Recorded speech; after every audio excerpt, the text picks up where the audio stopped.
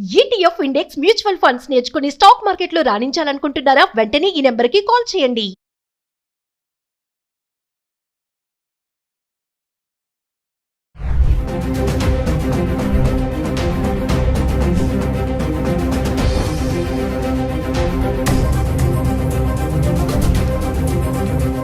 Hello viewers, welcome back to Suman TV. ప్రస్తుతం మనతో పాటు ఉన్నారు the great grandson freedom fighter Kanneganti Hanumantharao గారు, పిహెచ్డి ఇన్ అమెరికన్ స్టడీస్. అమెరికాలో ఉన్నటువంటి 18 యూనివర్సిటీస్లో ఎక్స్పర్టీస్, అంతేకాకుండా center for human security studies founder and executive director Kanneganti Ramesh Babu గారు ఉన్నారు. సార్తో మాట్లాడదాం. నమస్తే సార్. సార్, విజిటింగ్ వీసా పైన వెళ్ళే పేరెంట్స్కి ఒకసారి తీసుకోవాల్సిన జాగ్రత్తలు అంటే, ఇంటర్వ్యూలో వాళ్ళని ఎలాంటి క్వశ్చన్స్ అడుగుతారు? మరి చాలామంది అంటున్నారు ఇంగ్లీష్లోనే ఉంటుంది అనేసి కమ్యూనికేషన్. మరి అందరికీ ఇంగ్లీష్ రాదు కదా, విలేజెస్లో ఉన్న వాళ్ళ పేరెంట్స్ సంగతి ఏంటి? ఒక్కసారి దాని గురించి మాట్లాడుకుంటాం. అమెరికాలో ఒక మోర్ దాన్ 5.5 మిలియన్స్ అంటే ఒక 55 లక్షల మంది భారతీయులు ఉన్నారు. More than 5.5 millions. 1 మిలియన్ అంటే 10 lakhs, 10 లక్షలు. 55 లక్షల్లో మన ఆంధ్ర తెలంగాణ రాష్ట్రానికి సంబంధించిన వాళ్ళు సగము అని కొద్దిగా పైగా ఉన్న ఆశ్చర్యపోవద్దు. సో ఇలాంటి తరుణంలో ఆంధ్ర తెలంగాణ రాష్ట్రాల నుంచి ఎంతోమంది ఉన్నత విద్యను అభ్యసించి H1B వీసాలు కానీ, టూరిస్ట్ వీసాలు కానీ, విజిటింగ్ వీసాలు B1 B2 కానీ ఇలాంటివి తీసుకొని అమెరికా వెళ్తూ ఉంటారు. మరి అమెరికాలో ఉన్న కొడుకుని కూతుర్ని చూస్తానికి, లేకపోతే అమ్మాయి ఏదన్నా డెలివరీకి వెళ్తే హెల్ప్ చేయడానికి గ్రాండ్ పేరెంట్స్ కూడా వెళ్తూ ఉంటారు. చాలామందికి మరి ఆంగ్ల భాషలో పట్టుండదు.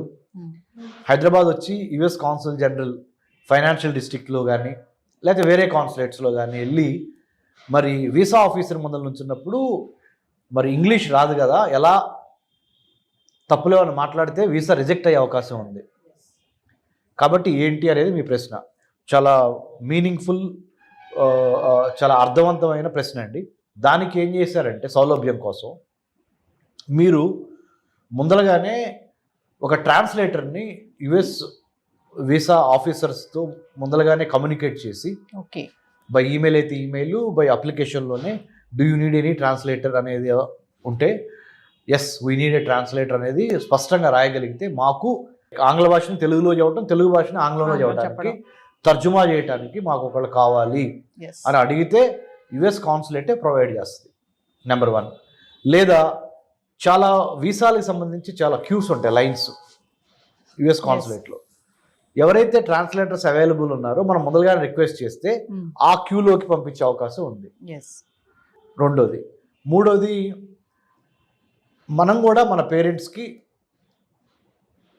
మాట్లాడేది 4 మాటలైనా ఖచ్చితంగా మాట్లాడటానికి ముందలుగానే మనము ప్రిపేర్ చేయాలి. మానసికంగా మన తల్లిదండ్రులను కానీ మన బంధువుల్ని కానీ ఎవరైతే అమెరికా వద్దాం అనుకుంటున్నారో మనకు హెల్ప్ చేయడానికి వాళ్ళని ముందలుగానే మానసికంగా సంసిద్ధం చేయాలి. ఎలా అంటే, ఎక్కడికి వెళ్తున్నావు? నేను పలానా మా అమ్మాయి దగ్గరికి లేకపోతే మా అబ్బాయి దగ్గరికి వెళ్తున్నాను. ఎన్నాళ్ళు ఉంటారు? ఎగ్జాంపుల్ 2025 జూన్ 1 నుంచి 2025 జూన్ 23 వరకు ఎగ్జాక్ట్ ఇన్ఫర్మేషన్ ఇవ్వాలి. ముఖ్యంగా ట్రంప్ ప్రెసిడెంట్ అయిన ఈ నేపథ్యంలో అమెరికాలో homeland security, department of homeland security 1000 కళ్ళతో ఎక్కువ మందికి వీసాలు ఇద్దాము అని చూస్తాం పోయి ఎంతమందికి వీసాలు తిరస్కరిద్దాము అనే ఒక యాటిట్యూడ్ ఉన్న ఈ రోజుల్లో, అంటే ఇప్పుడు ప్రస్తుతానికి ఉన్న పరిస్థితులు మారతాయి, కానీ ప్రస్తుతానికి ఉన్న పరిస్థితుల్లో ఖచ్చితంగా నిజాయితీగా, నిబ్బరంగా, ధైర్యంగా సమాధానం చెప్పటం రావాలి. భాష ఏమైనా పర్లేదు. ఓకే, అంటే ట్రాన్స్లేటర్ ఉంటారు, అయినప్పటికీ చెప్పాల్సింది ఏంటంటే, పలానా తారీఖు నుంచి పలానా తారీఖు మేము అక్కడ ఉంటాము, ఎందుకు వెళ్తున్నారు అన్నప్పుడు ఏదైతే బలమైన కారణం ఉందో ఆ కారణాన్ని కరెక్ట్గా నిక్కచ్చిగా చెప్పటము. ఇదివరకిట్లాగా ఒక వీసా తీసుకొని ఇంకో పని మీద వెళ్ళి మనసులో ఒకటి పెట్టుకొని బయట వీసా ఆఫీసర్కి ఒకటి చెప్పి ఎలాగోలా సముద్రాలు దాటేసి అమెరికాలో అడుగు పెడదాం అనే ఆ ట్రెండ్ ఏదైతే ఉందో ఆ వరవడికి ఇప్పుడు ఒక ఫుల్ స్టాప్ పడింది. ఏదైనా మన మంచి కోసమే. తద్వారా ఏమవుద్దంటే,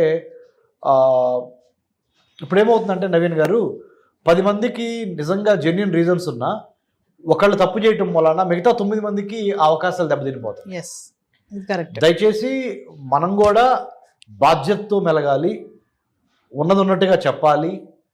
మన దేశ పరువు ప్రతిష్టని ప్లస్ మన కుటుంబ పరువు ప్రతిష్టని కాపాడుకోవాలి, అబద్ధాలు చెప్పొద్దు అనే దాని మీద మానసికంగా మీరు సంసిద్ధులై వెళ్ళండి.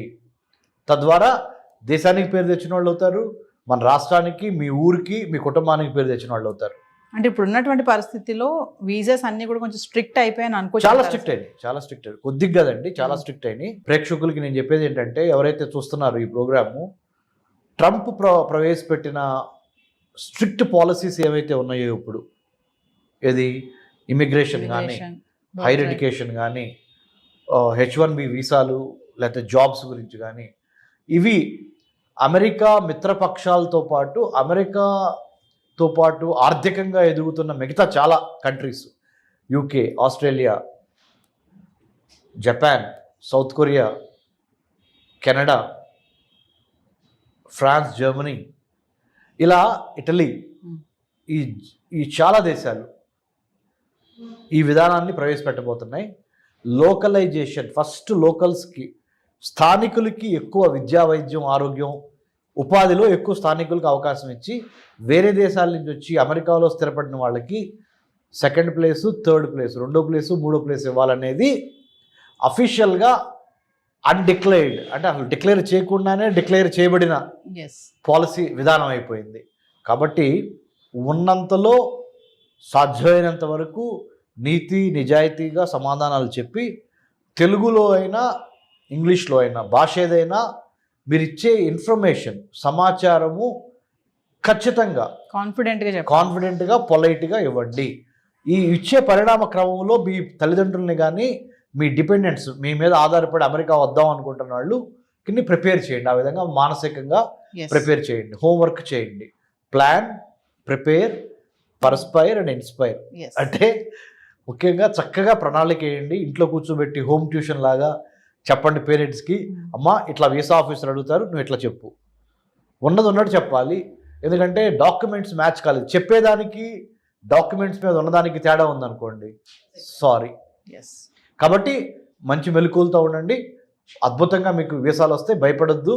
మీకు ఎటువంటి సందేహాలున్నా డాక్టర్ రమేష్ కన్నగంటి నేను ఉన్నాను, మీకు సహాయం చేస్తాను. I did my PhD in American studies. America చాలాసార్లు వెళ్ళొచ్చి అమెరికన్ అధికారులతో కూడా చాలా యూనివర్సిటీస్లో పనిచేయడం వల్ల మాకు కొంత అనుభవం ఉంది. అనుభవాన్ని మీకు షేర్ చేస్తాను. Thank you sir. Thank you Ravindra గారు.